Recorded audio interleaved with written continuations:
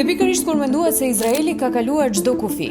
Të hënën më 30 mars, Parlamenti Izraelit miratoi një ligj që lejon dënimin me vdekje ekskluzivisht për palestinezët e dënuar nga gjykata ushtarake për sulme vdekje prurse. Kryeministri Netanyahu shkoi në seancë për të marrë pjesë në mënyrë që të votonte personalisht për ligjin. Ministri izraelit Ben Gvir, i cili udhëhoqi iniciativën për miratimin e ligjit, valviti një shishe në shenjë feste. Dhe ky është mesazhi i zëvendës kryetares së Parlamentit Izraelit, e veshur me një kostum që simbolizon dënimin me vdekje. זה לא משנה אם בזריקה, ברעל או בחבלים, העיקר חוק עונש מוות למחבלים, אשר ישלטו היהודים המה בשונאיהם. Purim Sameh lekon am Israel.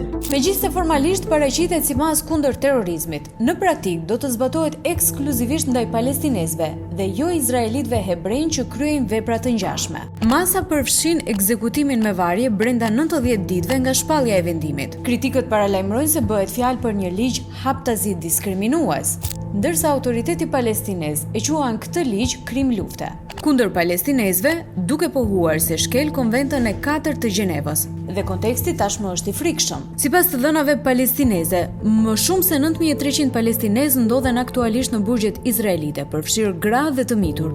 Shumë raste vdekje mes palestinezëve në paraburgimin izraelit janë raportuar si pasojë e torturës, urisë dhe neglizhencës mjekësore, sipas të dhënave të grupeve për të drejtat e njerëzit. Dhe pavarësisht thirrjeve të ministrave të jashtëm të Australisë, Mbretërisë së Bashkuar, Francës, Gjermanisë dhe Italisë të dielën që Izraeli të tërhiqej nga planet për miratimin e ligjit. Ligji u miratua dhe do të hyjë në fuqi pas 30 ditësh.